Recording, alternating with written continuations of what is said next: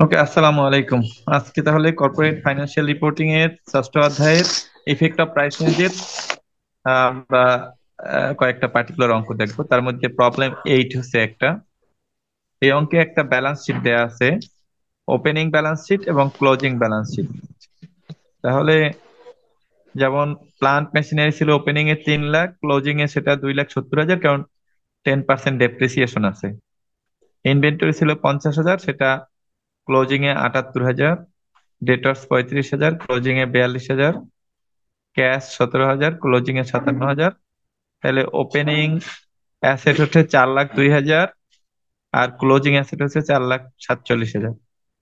অন্যদিকে opening liability ছিল হচ্ছে 4,02,000, আর ক্লোজিং লায়াবিলিটি 4,47,000।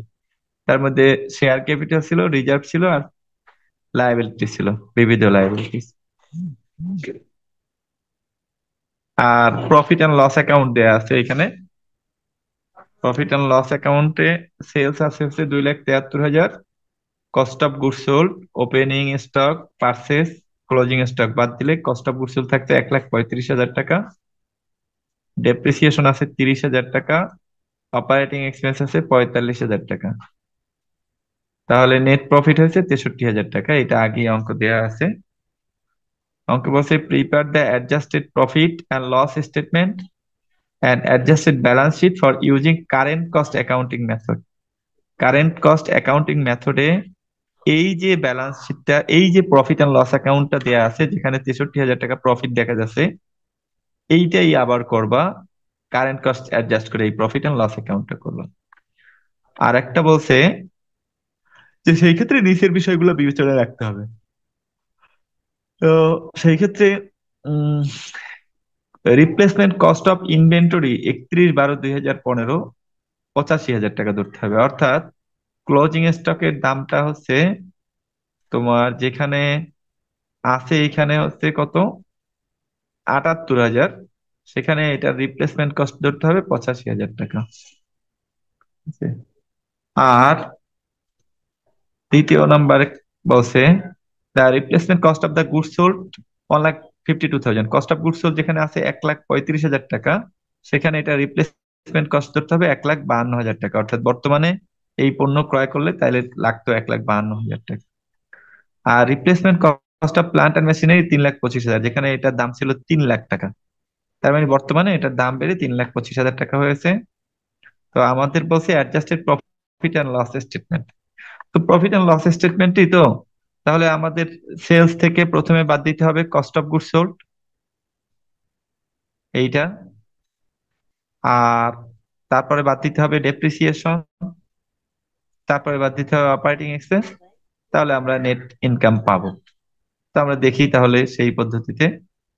আহ প্রথমে সেলস। সেলস হচ্ছে কত, রিপ্লেসমেন্ট কস্ট সেলস এর, মানে এটা তো রিপ্লেসমেন্ট কস্ট দেয়া নাই, তার মানে 2,73,000 টাকাই। আর less cost of goods sold, cost of goods sold replacement cost অর্থাৎ কারেন্ট কস্ট অনুযায়ী, তাতে আছে হচ্ছে 1,52,000 টাকা, যেটা এইখানে দেয়া আছে এটা। সেই ক্ষেত্রে আমাদের গ্রস প্রফিট আসে হচ্ছে 1,21,000, অর্থাৎ 2,73,000 মাইনাস 1,52,000, 1,21,000। আর ডেপ্রিসিয়েশন যদিও আগে 30,000 ধরা হয়েছিল, এখন যেহেতু ইকুইপমেন্টের প্লান্টের রিপ্লেসমেন্ট কস্ট হচ্ছে 3,25,000, তাহলে তার উপরে 10% আমরা ডেপ্রিসিয়েশন ধরি, তাহলে আসে 32,500। আর অপারেটিং এক্সপেন্সের ব্যাপারে কিছু বলা নাই, তাহলে অপারেটিং এক্সপেন্স 45,000-ই থাকলো। তাহলে টোটাল এক্সপেন্স আসলে হচ্ছে 77,500। সেই হিসাবে আমাদের 1,21,000 থেকে 77,500 বাদ দিলে আমরা অপারেটিং প্রফিট পাই হচ্ছে 43,500। তো এইটা হচ্ছে অপারেটিং প্রফিট। এখন এইখানে কিছু রিয়ালাইজড হোল্ডিং গেইন আছে আর আনরিয়ালাইজড হোল্ডিং গেইন আছে, এগুলো আমরা যোগ করলে তাহলে টোটাল প্রফিট পাবো। রিয়ালাইজড হোল্ডিং গেইনটা হচ্ছে যেটা তোমার এক্সপেন্সের সাথে আছে। আর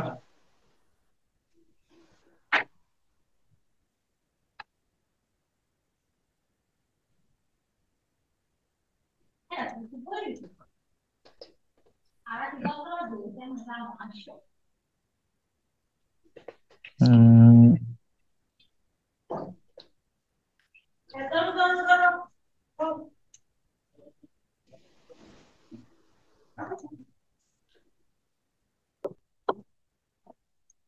আচ্ছা, তাহলে যেটা বলছিলাম রিয়ালাইজড হোল্ডিং গেইন হচ্ছে কস্টের সাথে রিলেটেড। কস্টের সাথে রিলেটেড মানে কস্ট অফ গুডস সোল্ড এর সাথে রিলেটেড। তো কস্ট অফ গুডস সোল্ড আমাদের অ্যাকচুয়ালি ছিল কত?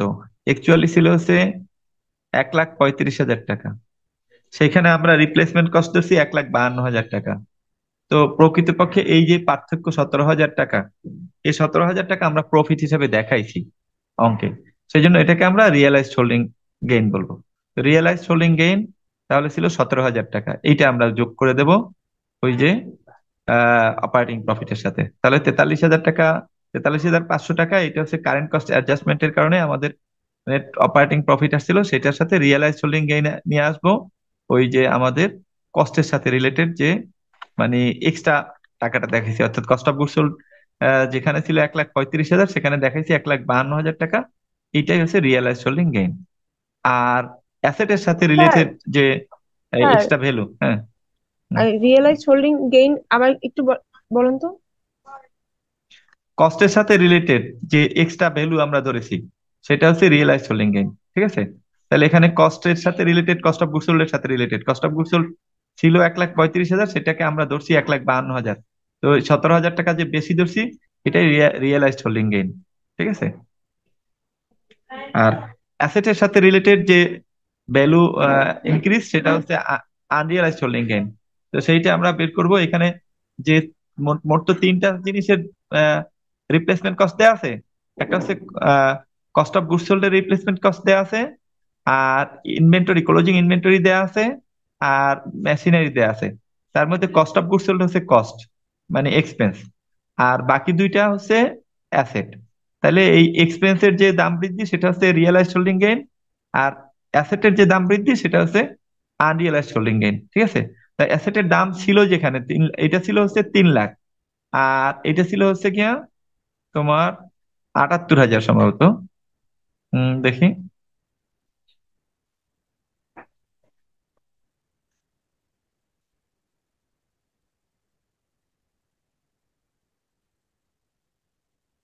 এই দেখো, ওইটা ছিল 3 লাখ, আর ইনভেন্টরি ছিল 78,000 টাকা।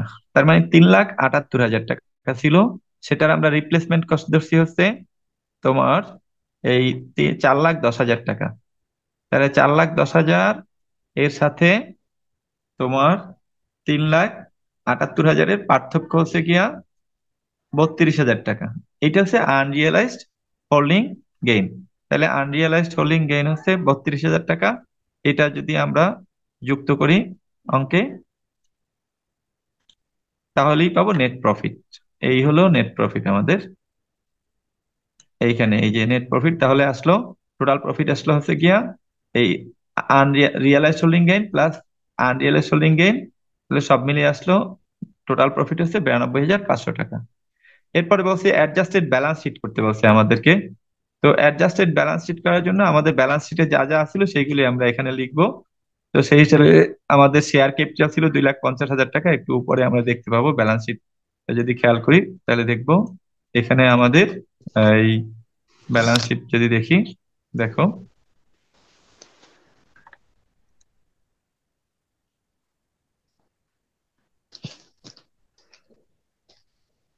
এখানে শেয়ার ক্যাপিটাল ছিল 2,50,000 টাকা ক্লোজিং। ঠিক আছে? আর রিজার্ভ অ্যান্ড সারপ্লাস ছিল 1,25,000 টাকা। আর লাইবিলিটি ছিল 72,000 টাকা। তাইলে সেটাই এখানে বসানো হয়েছে, দেখো। তাহলে তোমার আহ sorry, দেখো এখানে হচ্ছে শেয়ার ক্যাপিটাল ছিল 2,50,000 টাকা। আর রিজার্ভ সারপ্লাস এর সাথে, রিজার্ভ সারপ্লাস ক্লোজিং কিভাবে নির্ধারিত হবে? ক্লোজিং হবে ওপেনিং এর সাথে আমাদের ওই যে প্রফিট যোগ আর কি। তো টোটাল প্রফিটটাকে দুই ভাগ করে এখানে যোগ করা হয়েছে, একটা হচ্ছে রিয়েলাইজ প্রফিট, আর একটা হচ্ছে আনরিয়েলাইজ প্রফিট। আনরিয়েলাইজ প্রফিটকে আমরা দেখাবো হচ্ছে রিভ্যালুয়েশন রিজার্ভ হিসেবে। তাহলে আনরিয়েলাইজ প্রফিটটাকে দেখানো হয়েছে রিভ্যালুয়েশন রিজার্ভ হিসেবে, আর প্রফিটকে দেখানো হয়েছে, মানে রিয়েলাইজ প্রফিটকে দেখানো হয়েছে প্রফিট অফ দ্য ইয়ার হিসেবে। তো সেই হিসেবে ওপেনিং ব্যালেন্সের সাথে রিজার্ভ আর সারপ্লাসের ওপেনিং ব্যালেন্সের সাথে এই রিয়ালাইজ প্রফিট যোগ করলে পাইছি হচ্ছে গিয়া তোমার আমাদের ওই যে রিজার্ভ সারপ্লাস, আর তার সাথে রিভ্যালুয়েশন রিজার্ভ হিসেবে এই 32,000 টাকা। আর কারেন্ট লাইবিলিটিস ওখানে আছে 72,000 টাকা। আমরা আবার দেখতে পারি, এই হলো কারেন্ট লাইবিলিটিস 72,000 টাকা ক্লোজিং, ঠিক আছে। তাইলে রিজার্ভ সারপ্লাসের লাস্ট ব্যালেন্সটা দেয়া হয় না, কারণ ওপেনিং ব্যালেন্সের সাথে যেহেতু এই কারেন্ট কস্ট অ্যাডজাস্ট করার পরে প্রফিট আমরা বের করছি, সেইটাকে যোগ করা হয়েছে। তাহলে আমাদের লাইবিলিটিস পাশে আসলো হচ্ছে তোমার এইখানে টোটাল 4,67,500 টাকা, ঠিক আছে। আর সম্পত্তি পাশে দেখো, প্লান্ট মেশিনারি দাম আমরা ধরছি হচ্ছে 3,25,000 টাকা, সেখান থেকে ডেপ্রিসিয়েশন বাদ যাবে 32,500 টাকা, তাহলে থাকবে 2,92,500। ক্লোজিং ইনভেন্টরি রিপ্লেসমেন্ট কস্ট 85,000 টাকা। ডেটর্স রিপ্লেসমেন্ট কস্ট দেয়া নাই, তাহলে যেটা দেয়া আছে ক্লোজিং সেটাই 42,000 টাকা। আর ক্যাশ ক্লোজিং দেয়া আছে 57,000 টাকা। আহ, তো টোটাল হচ্ছে হচ্ছে 4,67,500 টাকা। এটা মনে হয় ভুল দিছে, দেখো দুই পাশের কোনটা ভুল, 67,500 ঠিক নাকি 76,500 ঠিক, দেখো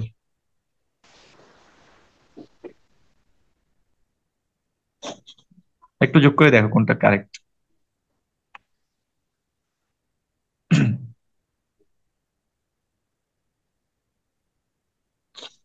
স্যার লাইবিলিটিস পাশে মানে অ্যাসেট পাশে স্যার 4,76,000 টাকা হয়।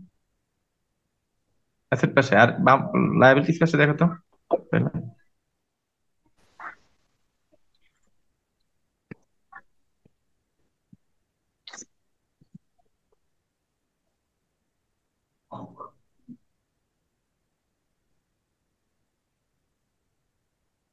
4,76,500 হয় স্যার ওই সাইডে, এই দুই লাইবিলিটিস পাশেই, পাশে। দুই স্যার পাশেই। এক সাইডে হয় 4,76,000 আর এক সাইডে হয় 4,76,500। স্যার জি স্যার দুই সাইডে 4,76,500 হয়। ঠিক আছে তাহলে 4,76,000। তাহলে 4,76,000, তাহলে 4,76,500 টাকাই কারেক্ট, ঠিক আছে। এখানে একটু ভুল দেয়া আছে, ক্লিয়ার। ভুল করতে স্যার।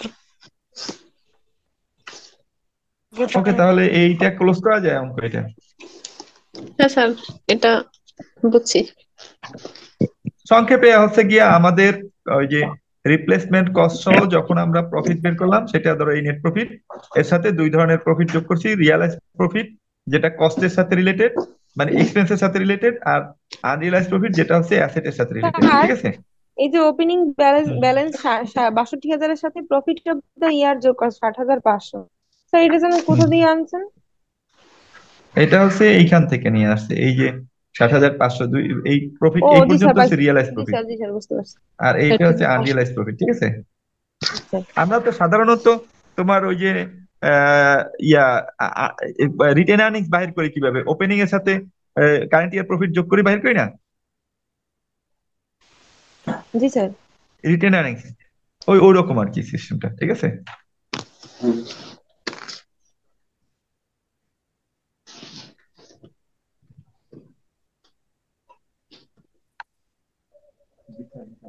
নেক্সট তাহলে প্রবলেম 9, এটা আমরা দেখি, হ্যাঁ বলবো। জি স্যার বলেন। আচ্ছা, তাহলে প্রবলেম 9-এ বলা আছে হচ্ছে এমপি বিডি লিমিটেড, মানে বাংলাদেশের এমপি, ঠিক আছে, সম্ভবত ম্যানুফ্যাকচারিং প্রোডাক্ট অফ বাংলাদেশ হবে, ঠিক আছে। Has the following items on 1 January 2016। Account receivable ছিল 40,000, বিলস রিসিভেবল ছিল 30,000, ক্যাশ ছিল 30,000, আর অ্যাকাউন্টস পেয়েবল ছিল কিছু একটা ছিল, হ্যাঁ অ্যাকাউন্টস পেয়েবল স্যার পঁচিশ এখন দেখা যায়। হাজার বিলস পেয়েবল 20,000 আর লং টার্ম লোন 27,000। ওকে, সব মিলিয়ে তোমার দায় ছিল 72,000 আর অ্যাসেট ছিল তোমার 1 লাখ, তাই না? জি স্যার। দায় এবং অ্যাসেটের পার্থক্যকে বলা হয় মনিটারি ওয়ার্কিং ক্যাপিটাল। হ্যাঁ, তাহলে ওয়ার্কিং ক্যাপিটাল ছিল কয় টাকা? নেট মনিটারি ওয়ার্কিং ক্যাপিটাল মানে net monetary asset, sorry working capital না, মানে দায় অ্যাসেট এবং দায়ের পার্থক্যকে বলা হয় মনিটারি অ্যাসেট, মানে নেট মনিটারি অ্যাসেট। ঠিক আছে, তাহলে অ্যাসেট ছিল 72,000 টাকা, আর অ্যাসেট ছিল 1 লাখ টাকা, আর 72,000 ছিল লায়াবিলিটিস। তাহলে নেট মনিটারি অ্যাসেট কত?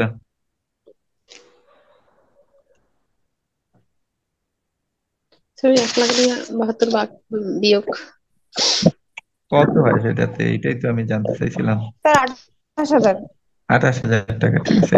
এটা কিন্তু বছরের শুরুতে ছিল, ঠিক আছে। আচ্ছা। হুম, স্যার। আচ্ছা, ঠিক, নেক্সট।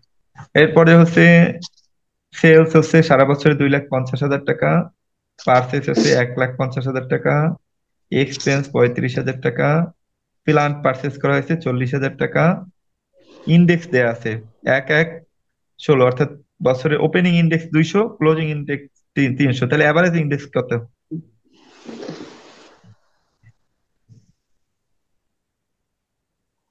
Sir sir, 250।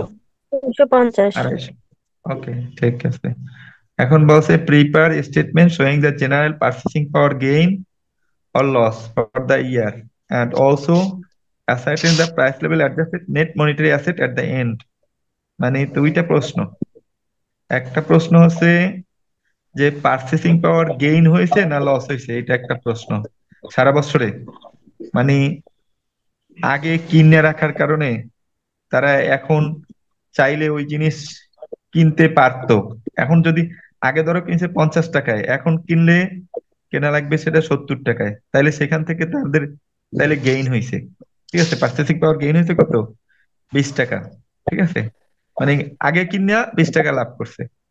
আবার ধরো আগে বেচে ফেলাইছে একটা জিনিস কত টাকায়, ধরো 50 টাকায়, তাইলে সেইটা এখন চাইলে বিক্রি করতে পারতো 70 টাকা। তার মানে তারা এখানে লস করছে আগে বেচিয়া, পার্চেসিং পাওয়ার লস করছে 20 টাকা। ক্লিয়ার? এই যে লাভ এবং লস, এই দুইটা অ্যাডজাস্ট করার পরে পার্চেসিং পাওয়ার ফাইনালি গেইন হয়েছে না লস হয়েছে, সেইটা চাইছে 1 নাম্বার প্রশ্নে। আর 2 নাম্বার প্রশ্নে পড়ছে যে এই যে পাওয়ার, এই ইন্ডেক্স আছে না, বছরের শুরুর 200 টাকা বছরের শেষে কয় টাকা সমান? 300 টাকার সমান। এই জি স্যার। কারণে price level adjusted net monetary asset কত হয়েছে? এখন নেট মনিটারি অ্যাসেট কত আছে? 1 লাখ বিয়োগ 72,000, 28,000 টাকা। এইটা মূলত বছর শেষে কত টাকা হবে, এইটা বাহির করতে বলছে, দুইটার মধ্যে পার্থক্য কত হবে। ঠিক আছে, জি স্যার। আচ্ছা, তাইলে পারচেসিং পাওয়ার লস, ঠিক আছে, পারচেসিং পাওয়ার লস হবে আমাদের হলো গিয়া তোমার ওই যে সম্পত্তিতে হবে, আর যেখান থেকে আমাদের আমাদের টাকা আসে সেখান থেকে আর কি পার্চেসিং পাওয়ার লস হবে। তার মানে আমাদের যে নেট মনিটারি অ্যাসেট ছিল, নেট মনিটারি অ্যাসেট ছিল কত টাকা? স্যার, এক 28,000 টাকা। 28,000 টাকা। আহ, এই 28,000 টাকার দাম, 28,000 টাকার জিনিস এখন আছে, দাম আছে কত?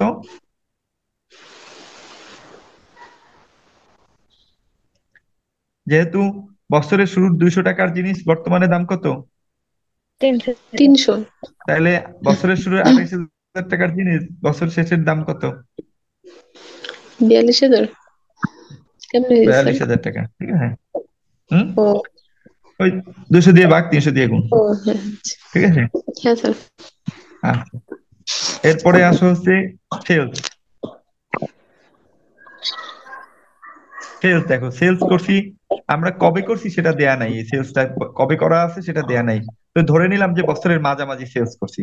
তো যদি শেষে সেলস করতাম, তাইলে আমার 2,50,000 টাকার জিনিস কয় টাকায় বেচতে পারতাম শেষে, বলো তো? কি কি স্যার, আবার একটু বলেন।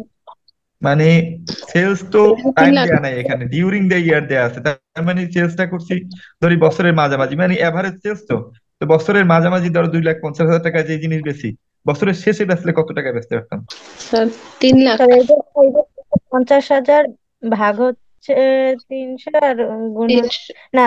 250 হ্যাঁ, 250 গুণ 300। এভারেজ গুণ তার মানে 300 বছরের হ্যাঁ, বছরের মাঝামাঝি যেই জিনিসটা আমরা 250 টাকায় বিক্রি করতে পারতাম, সেইটা হ্যাঁ।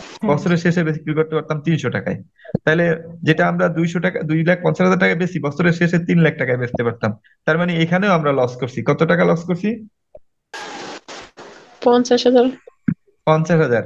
আর ওইখানে যে নেট মনিটারি অ্যাসেট, ওইখানে আমরা লস করছি কত? উম,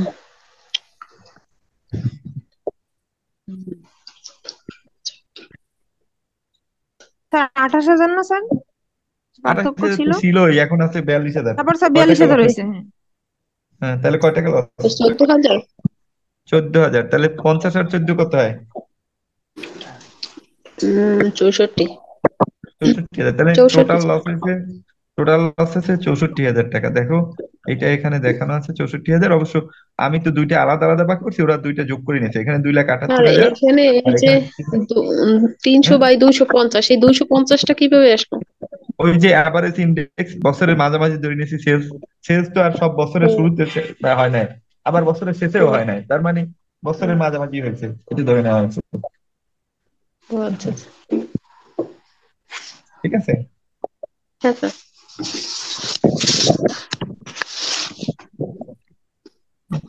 তো সেই হিসাবে ওটা একটা ইন্ডেক্স ধরে নেওয়া হয়েছে। ঠিক আছে, ক্লিয়ার এটা? হ্যাঁ স্যার। জি স্যার। আচ্ছা, তাইলে এইবারে আসো। এইটা হলো এই, এই যে 64,000 টাকা, এটা হচ্ছে এই যে এ দিছে না, এ মানে এই পার্চেসিং পাওয়ার লস হচ্ছে 64,000 টাকা। ঠিক আছে, জি স্যার। এইখানে এটা ক্যালকুলেশন করে দেখাইছে। এই 3,42,000 মাইনাস 2,78,000, এটা ক্যালকুলেশন করে দেখানো হয়েছে। ক্লিয়ার? জি। জি। জি স্যার। আচ্ছা, এবার পার্চেসিং পাওয়ার গেইন, মানে আগে কিনে আর সুবিধা করছি। ঠিক আছে। এবার লাভ হয়েছে। আচ্ছা,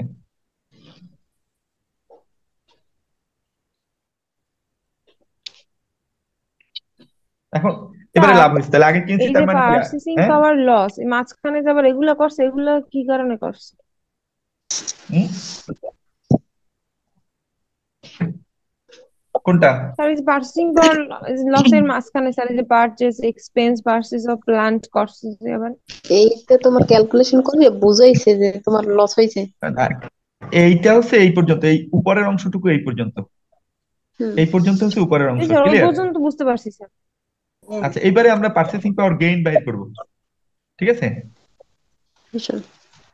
পার্চেসিং পাওয়ার গেইন, গেইন হবে কোন কোন জায়গায় দেখাই আমি।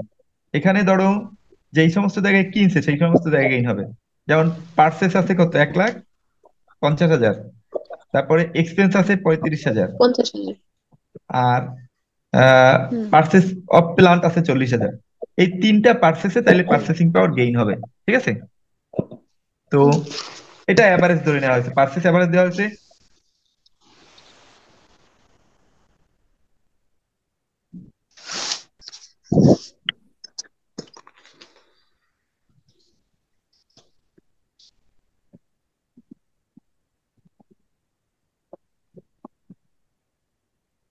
স্যার এই 64,000-ই বুঝি না, আবার একটু বলেন।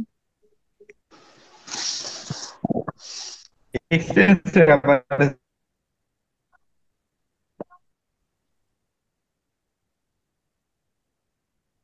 দেওয়া হয়েছে।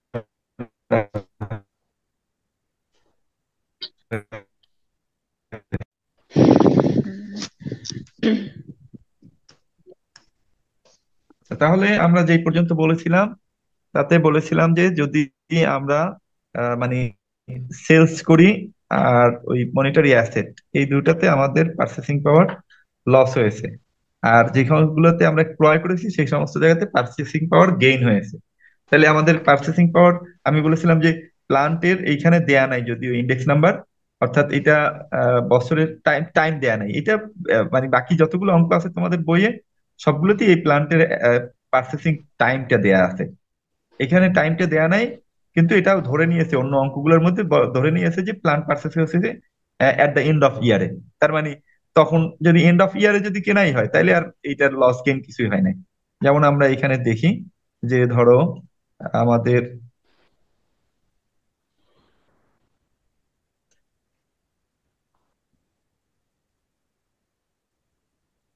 কোথায়, এটা কি পুরোপুরি অঙ্ক দেয় নাই?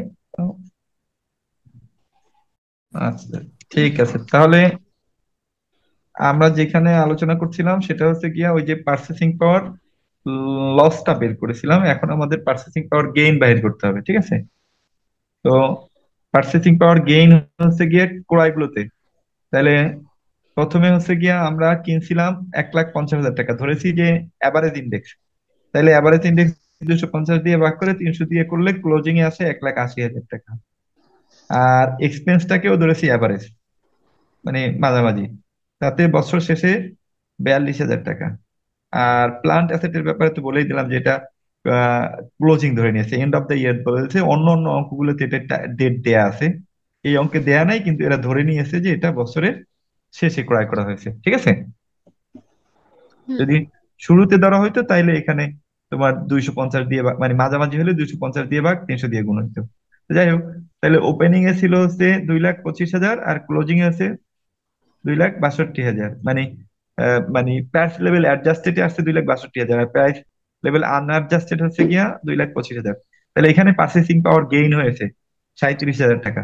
তো আগে লস হয়েছিল 64,000 টাকা, আর এখানে গেইন হয়েছে 37,000 টাকা। তাহলে প্রাইস লেভেল মানে নেট পারচেসিং পাওয়ার লস হয়েছে নেট 27,000 টাকা। এটুকু বুঝে গেছে? জি স্যার। তো 27,000 টাকাটা আচ্ছা। একটু বলেন তো কি জানি বল। এই 64,000 লস, 37,000 লাভ। হুম। তো তাহলে লস সাতাইশ আর হাজার লাভ বললো। ও হ্যাঁ বিয়োগ, স্যার, বুঝছি বুঝছি। হ্যাঁ স্যার। ঠিক আছে? সে ফিনিশিং তো লস হয়েছে হ্যাঁ স্যার। ফাইনালি নেট লস হয়েছে, ঠিক আছে? জি স্যার। আচ্ছা, এইবারে তাইলে আসো হচ্ছে গিয়ে তোমার মনিটারি অ্যাসেট আর কি, ঠিক আছে? নেট মনিটারি অ্যাসেট বছর শেষে কত? তাইলে net monetary asset price level adjusted net monetary asset at the and, এইটা আমাদের মূলত অঙ্কে চাইছে কি সেটা দেখো। অঙ্কে চাইছে হচ্ছে also ascertain the price level adjusted net monetary asset. তাহলে এটাকেও আলাদা একটা ফিডিং এর সাহায্যে লিখবা, মানে রিকোয়ার্ড দিয়া এই যে এই অংশটুকু, এই অংশটুকু, এই অংশটুকু আলাদা একটা হেডিং এ একটা মাত্র টাকার ঘর দিয়ে আঁকবা করবা, ঠিক আছে? আচ্ছা স্যার। বুঝছো তোমরা? হ্যাঁ স্যার বুঝছি। তাইলে এটা আলাদা উপরে বলতে হেডিং পারলে। দিবা প্রাইস, হুম। Price level adjusted net monetary asset, এটা লিখবা হুম উপরে। হুম। তারপরে লিখবা হচ্ছে net monetary asset at the end of the year বা 42,000 টাকা, plus increase in net monetary asset, মানে সেলস দিয়া আর কি যেটুকু হয়েছে। তাহলে সেলস দিয়া ইনক্রিজ হয়েছে 3 লাখ, আর পার্সেস দিয়া ডিক্রিজ হয়েছে 2,62,000। এটা কোথায় পাবা? এইখানে পাবা, এই যে এই হলো ডিক্রিজ, আর ইনক্রিজ হচ্ছে এই যে 3 লাখ। ওই মনিটারি অ্যাসেট তো 42,000 দিয়ে তো শুরুই করছি আমরা। তাহলে ইনক্রিজ হচ্ছে 3,42,000 আর ডিক্রিজ হয়েছে 2,62,000, ঠিক আছে? তার মানে ওই টোটাল আর কি 3,42,000 মাইনাস 2,62,000 এটা দিলেও হয়। আর এমনিতে 42,000 দিয়ে শুরু, ইনক্রিজ 3 লাখ, আর ডিক্রিজ হচ্ছে 2,62,000 টাকা। তাইলে price level adjusted net monetary asset at the end of the ইয়ার হচ্ছে 80,000 টাকা। তাই এইটাও চাইছে আমাকে, ক্লিয়ার? জি স্যার। তো সেম অঙ্ক, এর পরের অঙ্কটা অবশ্য 10 নম্বর অঙ্কটা হচ্ছে কস্ট অফ সেলস অ্যাডজাস্টমেন্ট, এটা গতকালকে আমি করাইছি। আর 11, 12 এই এই ওইটা অঙ্কটাই সমস্যা নাই সেই স্যার। অঙ্ক, দেখো তোমরা। হ্যাঁ, 11, 12তে দেখো সেম অঙ্ক, অর্থাৎ এই শুধু অ্যামাউন্ট চেঞ্জ কিন্তু অঙ্ক পুরোপুরি এক, দেখছো?